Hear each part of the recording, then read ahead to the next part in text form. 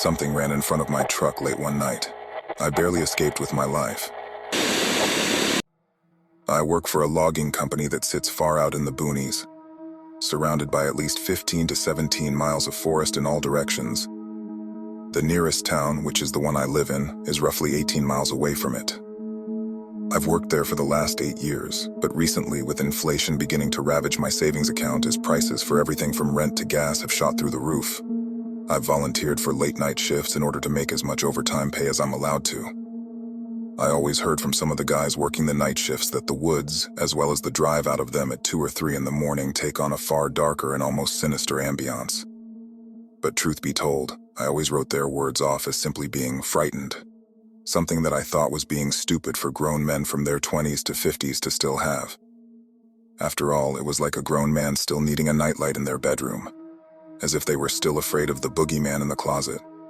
And so I laughed it off, until one night, one I wish I could forget, but never will be able to. I'd just finished my shift for the night at just after 2 a.m., having spent the last 7 hours of overtime allowed for the pay period bathed in the harsh white spotlights, as I'd used the forklift to move boards which had just finished being sliced in the saw room to a waiting trailer outside, which would be hooked up to an 18-wheeler and hauled away later in the morning.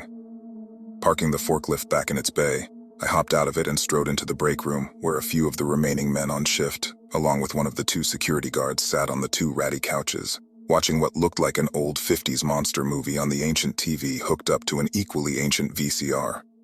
Grabbing my punch ticket out of its slot, I jammed it into the clock, hearing the familiar clunk as it verified my end of shift. "You done for the night, Robbins?" Barry, a big, burly man with a thick beard, asked, looking away from the movie. "Want to stay for a little while longer and join us? We're watching the monster that challenged the world." He gestured at the screen. I shook my head. "Thanks, Bar, but not tonight. I'm honestly wiped out, and all I want to do is go home, grab a quick bite to eat and crash." I checked my watch. "I'm not even going to get back to town until close to 3:30 or 4 in the morning as it is." He nodded and turned back to the movie, raising a hand to wave me farewell, but another of the workers, Damon, looked up at my words. I was surprised to see a look of apprehension had filled his face. Did you just say you won't get home until almost 4? He asked tentatively. "Yeah, with the long-ass winding road through the woods, it's gonna be an hour or 2. I tilted my head at him. "Why?" Damon shared a look with a few of the guys he shared the couch with, who seemed to wear the same expression on their faces. I repeated my question to him. After a long pause, he answered, "Look, Mike, maybe it'd be better if you stayed here for a little while longer. You know, crash on the couch with us, have a beer and some pretzels and watch the movie. At least until after 3 a.m.'s passed." A mix of confusion and slight annoyance wafted through me.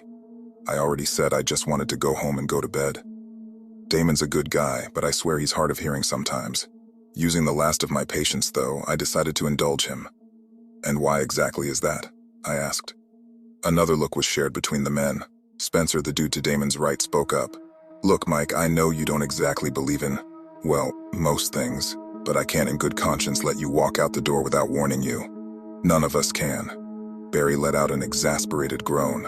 "Oh, for God's sake, Spencer, enough with the superstitious bullshit," he growled. The realization washed over me as well, and I rolled my eyes. Oh, freaking brilliant. Another spook story of theirs that's got their jimmies in a rustle. Both Spencer and Damon shot a glare at Barry. "You can mock us all you want to, Bar, but there is something out there. Something that wanders the woods in the late hours of the night, something that isn't natural." The last tendrils of patience had snapped, replaced by exasperation of my own. "Dude, there is nothing out there besides regular forest animals," I said, willing my voice to stay calm. Damon stood up, getting in the way of the TV. Barry and a few of the others mumbled for him to move, but he ignored them. Was it regular forest animals that ripped that trucker out of his rig that night 12 years ago? Was it regular forest animals that for whatever reason busted into the old mannequin factory and didn't break anything, but took some of the dummies? His voice rose a few octaves. Was it regular animals that made that entire family disappear while camping 3 years ago, leaving behind a tent that looked like Jason Voorhees had taken a machete to it? He was, thankfully, cut off by Barry, who'd stood up and got in Damon's face. "Enough!" he yelled, his deep booming voice almost seeming to rattle the break room's windows. The smaller man immediately went silent. The shift manager took a deep breath, then spoke through what sounded like gritted teeth. Enough with the bullshit, Montclair. You do that again, and I will be personally speaking to HR and recommending your termination, along with the rest of you that have drunk the Kool-Aid about it. We've dealt with the dumbass stories for months. We put up with it. Not anymore. He narrowed his eyes. Got it? After a few tense moments, Damon nodded, turning and sitting back down, looking straight ahead at the screen. He looked beyond pissed. Tough shit. Barry turned and motioned for me to go. Go ahead, Robbins. Have a good night and drive safe. And with that, he too sat back down to watch the movie. Grabbing my flannel jacket and phone out of my locker, I left the break room without looking back. The chilly autumn air smashed into my face as I pushed open the metal door to the outside, the sounds of the surrounding forest filling the air. I could hear crickets or cicadas chirping away in the grass nearby. An owl hooted a ways away in the trees, while what sounded like an elk let out its call. And far in the distance, I heard what sounded like a mountain lion snarl. I stopped for a second, drinking in the peaceful ambiance as I attempted to calm down. Dude, that is such bullshit. I'm sick of so many people still being gullible enough to believe in the thing that goes bump in the night. What are we, still in elementary school? I let out a deep breath. Just brush it off, man, I muttered to myself. My words made me feel somewhat better, and I began walking towards the makeshift parking lot at the far edge of the property. My truck, a dark green International Scout, sat in the middle of the tiny line of cars and trucks remaining. Unlocking the door and climbing inside, I gave my head a small shake, then slid the key into the ignition. The V8 rumbled to life with a growl, and I flicked on the headlights before shoving the gear stick into first and pulling out of the complex. Everyone always called it a highway, but in reality it was little more than a narrow two-lane road that joined the two communities on either side of it. The branches of the pine and fir trees overlapped overhead, blocking out almost all of the moonlight that tried to stream down from the heavens, almost as if they're trying to reach down and suffocate anything below them. I shook my head. Not the moment for analogies, man, I muttered, then flipped open the center console. Pulling out an old 8-track tape, I slid it into the radio and turned up the volume. The sound of guitars began, followed by singing as seals and amp crofts kicked into summer breeze. I leaned back into my seat, shifting the truck into fourth gear and letting the empty road and song empty my mind of the recent altercation. For the next 45 minutes I drove, the only sounds heard being the rumble of the engine, the hum of the off-road tires on the pavement, and the music drifting out from the speakers. The tape had just ended, and I was fumbling in my center console for a new one when something flashed across the road, momentarily bathing itself in the headlights. I looked up just in time to see it scamper across the road, less than 8 feet from my front bumper. I let out an involuntary yell. Shit! I slammed my feet onto the clutch and brake pedals. The rear tires locked up, and the screeching of the tires filled my ears. The truck fishtailed for a moment, then came to a stop near the grassy shoulder. I sat bolt upright in my seat for a few seconds. My breathing came in quick, ragged gasps, and I felt my heart thundering in my chest as I attempted to calm myself. Eventually, my heartbeat slowed and my mind kicked into gear. What in the hell was that? Then another thought. I didn't hit it, did I? I let out a sigh, hoping I hadn't. Repairing a 51-year-old truck when it came to body panels was not cheap in the least bit. Putting the gear shift into neutral, I hit first the floor-mounted dimmer switch, then the parking brake. The edge of the road and forest beyond lit up in the high beams, and grabbing a flashlight from the glove box, I kicked open the driver's door and hopped out into the night. Even with my jacket on, the air was chilly, chillier than it had been at the logging mill. Flicking on the light, I walked around to the front of the truck and aimed it at the grill. Oh, thank God, I muttered, letting out a breath I hadn't realized I'd been holding in as I saw there was no damage. Turning away, I looked out into the night. Whatever it had been, it seemed as though it were long gone by now. I couldn't hear the noise of anything crashing away in the undergrowth, a telltale sign of an animal still nearby. That's when I noticed something. I could hear the rumble of the truck's engine just behind me.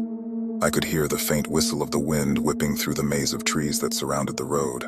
Off to my right, I could even faintly hear the splash of the creek that followed the road through the woods, but I couldn't hear anything else. No animals, be they insects, birds or larger, let out any sound. It was completely silent.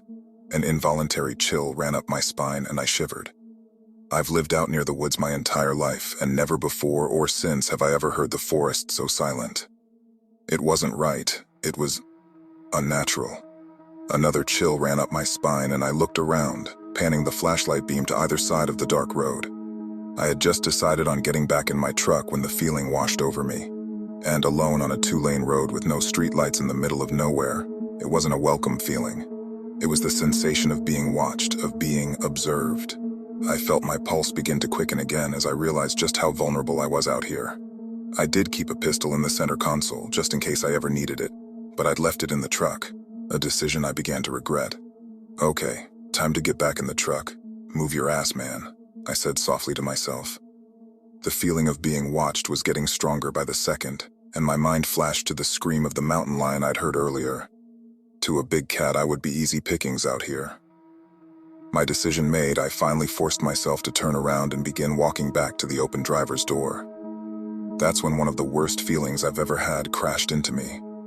It was what I can only describe as the sensation that prey feels when a predator is rapidly bearing down on it. I heard no sounds of an approaching animal, but the feeling, which morphed into a sort of panic, grew stronger than I thought possible. I broke first into a jog, then a run. I was in a full sprint by the time I reached the open door, and it felt like whatever was pursuing me was literally right on my heels. Letting out a strangled scream, I flew into the truck, slamming the door shut behind me and jamming down on the lock button. I fumbled into the center console, my hands gripping my pistol. Yanking myself upright, I turned and aimed the gun through the closed window. At nothing. There was nothing beyond the glass staring back at me. Nothing immediately visible around the truck at all. Craning my neck, I couldn't see anything down near the ground either. I grabbed the flashlight from the floor of the truck and, keeping the gun in my free hand, aimed it at the woods to either side. Nothing there either. After a moment, I let out a loud whoosh of my breath and reclined back into the seat. Then I began to laugh softly to myself. You fucking pussy. Are you really letting Damon and Spencer's spook story get to you? Seriously? Still laughing, I clicked off the flashlight, then stuck the gun back in the center console. Replacing the flashlight in the glove box, I shook my head as I reached for my seatbelt. I thought you were better than this, dude. It was nothing more than an animal crossing the road. A bear or deer or elk or something. Nothing more. I glanced at the glow in the dark face of my watch. 2:53 a.m. I let out another sigh, then turned off the high beams and parking brake before pulling the truck back onto the road. Choosing to eschew grabbing another tape out of the center console, I instead tuned the radio to the nearest station to occupy my time. The smooth, silky sound of a man conducting the late-night local farm report fell from the speakers, and I began to relax again as I listened to the price of beef and chicken being listed. After about 20 minutes, all tension had left my body. I'll be out of the woods and pulling back into my driveway in less than half an hour, I thought. It was reassuring, and I let out another soft laugh. Can't wait to tell Barry about this tomorrow night, especially after that whole little fiasco back there. Focusing again on the road, I leaned down and turned the volume up on the radio a little. The farm report had ended, and the man was now giving us the weather forecast for the next week. Leaning back into the seat again, my eyes followed the headlights as they guided me around each dark bend. What felt like another 10 minutes passed, and I began to blink my eyelids more than usual. Sleepiness was beginning to intrude itself on me quicker than I'd anticipated, and it was worrying to say the least. I hadn't drank any coffee or soda in the last few hours, and the last thing I wanted to do was fall asleep at the wheel and wrap myself around a tree. I grimaced at the mental image of my Scout being peeled off a thick pine tree, my mangled corpse along with it. All right, guess we're doing this then, I muttered, and reached into the center console for what I knew was there. I came up with a lighter and a battered pack of Marlboros. I'd almost completely quit smoking after my uncle had died of cancer 3 years ago, but I'd held on to one final pack for if I ever got stressed enough or simply needed the pick-me-up. 2 lone cigarettes peered out at me from the pack. I pulled on out, glancing at the final remaining one inside the pack as I crooked it into my mouth. And then there was one final little Indian remaining, I muttered, remembering the old story I'd been taught as a kid. Pushing in the truck's cigarette lighter, I again returned my full focus to the road as I waited for it to heat up. The sound of the man's voice on the radio had given way to soft static. Great, I'm in a damn dead zone. I snapped the radio off and listened to the truck's engine instead. My mind again drifted back to my near-miss miles back, and I couldn't help but feel another chill as I remembered the overwhelming feeling which had chased me back to my truck. It was interrupted as the popping sound of the cigarette lighter came, signaling it was ready. I pulled it out and pushed the red-hot tip to the end of the smoke for a moment, before replacing it in its socket and puffing out a cloud of smoke. "Get a freaking grip, Mike. It was nothing more than an animal. You're okay. You're going to be..." My eyes widened about as far as they could possibly go as I rounded a particularly sharp bend in the road, the shape right in the middle catching the glare of my lights. "Fuck me!" I screamed, slamming on my brakes for the second time that night. The truck fishtailed, coming to a stop less than 15 feet from the shape. My teeth were gripping the cigarette so hard I thought I was about to bite through it. But unlike the first time I'd come screeching to a halt, whatever was in the road didn't move. It still lay there, and for a second it didn't register what I was seeing. I saw a lump. I saw black. I saw yellow. Wait a minute. That shade of yellow isn't natural. What the? I leaned forward, feeling my heart suddenly grow heavy in my chest as I realized what I was seeing. That's a fucking person. Oh, hell. I leaned back in my seat, putting a hand over my mouth as the gravity of the situation slammed home. Someone, either a hiker or somebody else, had been injured. By what, God only knew. And they'd either come to rest in the middle of the road, or had dragged themselves onto it to be seen. It was just a miracle that I, doing close to 45 miles an hour, had been able to stop in time before hitting them. I immediately flicked on my high beams, as well as the hazards to be seen by anyone else who might be on the road this late at night. Pushing the parking brake on, I unbuckled myself and began to reach for the door before stopping. Somewhere deep in my memory, something I'd seen on YouTube was working its way to the surface. It was a video of a similar circumstance. Someone driving on an empty street late at night when they'd come across a body in the middle of the road. They'd stopped to investigate, but before they'd gotten out of the car, dozens of people had swarmed through the woods towards the vehicle. They'd managed to get away, but only just. This situation almost felt a little too much like that. It was almost too convenient, too well placed. Every fiber of my being was telling me to put the truck back into gear, drive around the figure and floor it the hell out of the woods. Just call the cops when I got to town. But the small voice in the back of my head, my conscience, was whispering to me as well. If he's really hurt and you leave him to die, you will never forgive yourself, and you know that damn well. I tried arguing with myself, but it persisted. I hated how it was right. Shit, I hissed, my decision made, but there was no way in hell that I was going out unarmed. If it was in fact a setup, the people responsible would have to dodge quite a few .45 caliber rounds coming their way. Reaching into the center console, I again pulled out the pistol, along with a spare magazine that I tucked into the pocket of my jeans. Grabbing the flashlight, I slowly unlocked the driver's door and pushed it open. The sounds of the woods immediately flooded into the interior, but I still wasn't taking any chances. Every fiber of my being was on high alert, and I wasn't so much as stepping out of my truck without being prepared.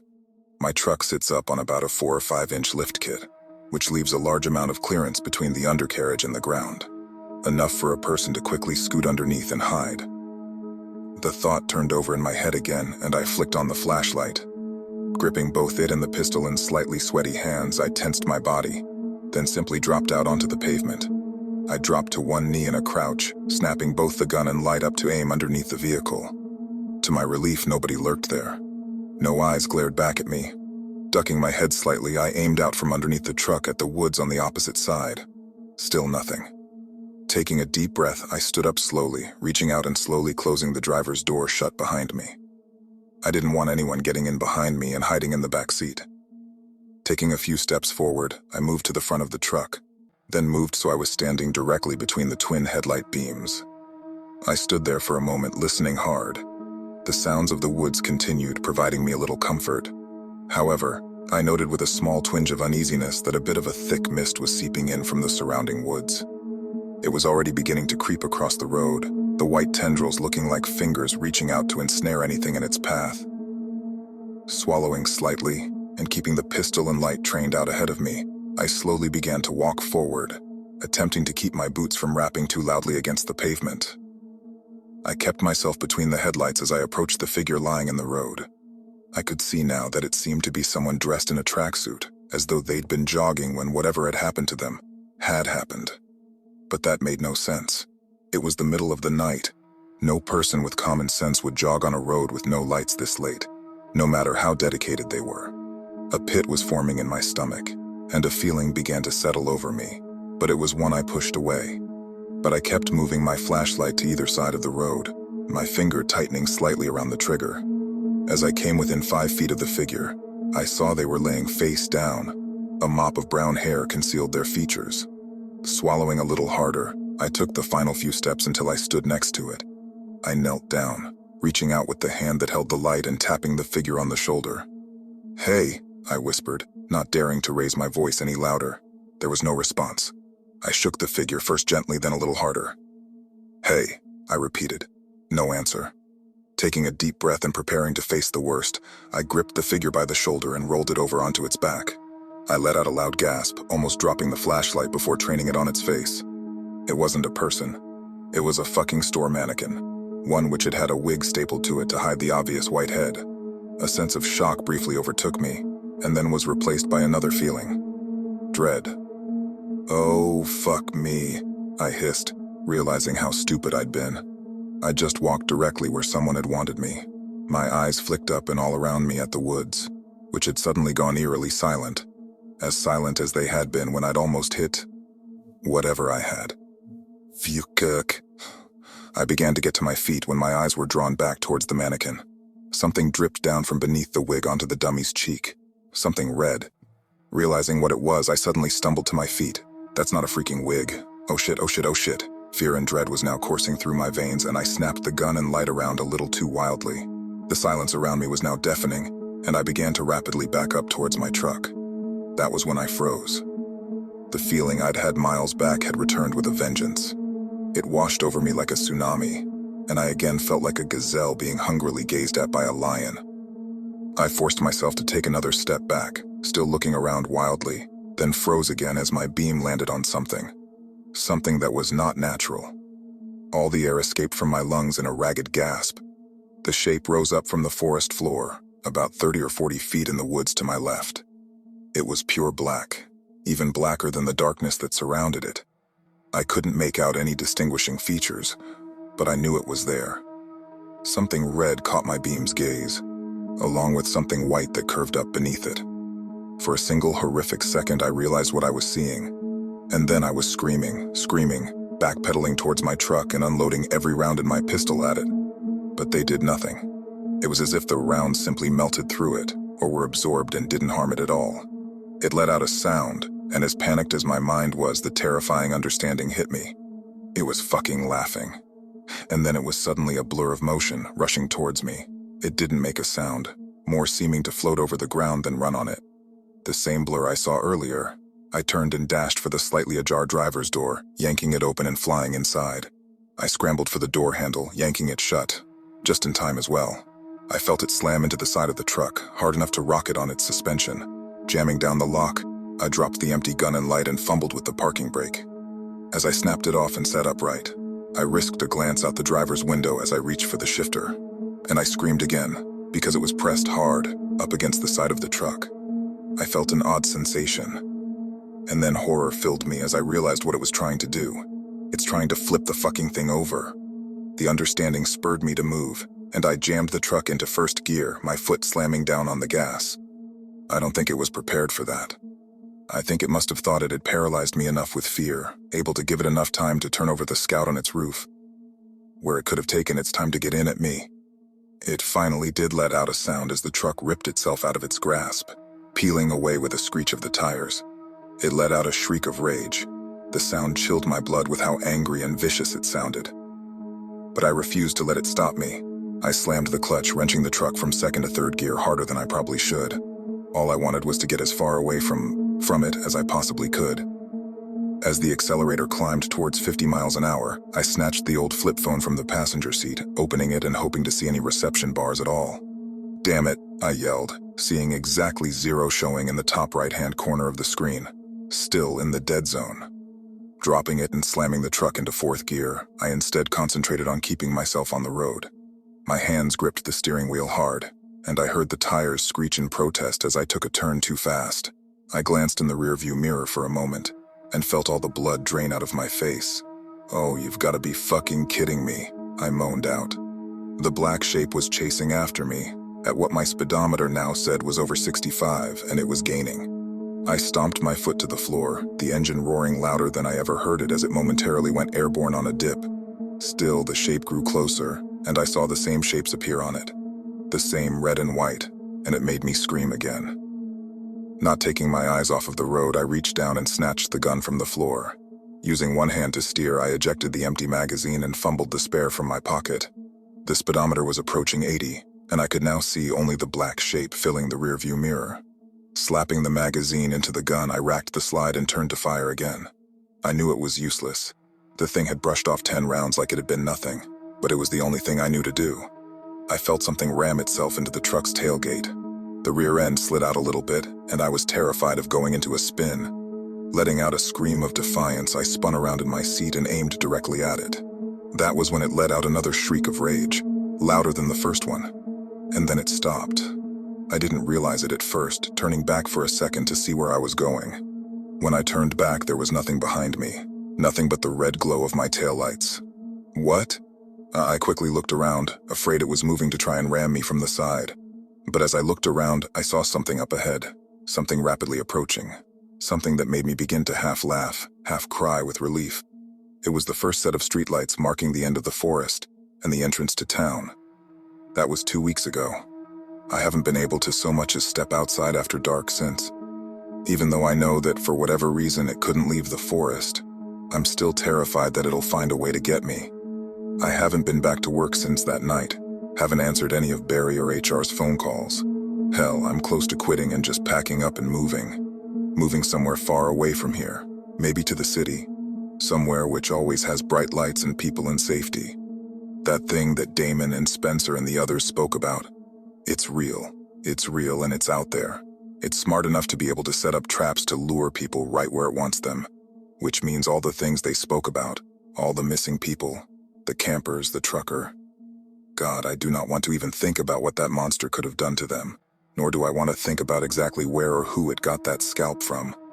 I already have nightmares every single time I fall asleep. Nightmares of being back out on that empty road, this time the truck unable to start.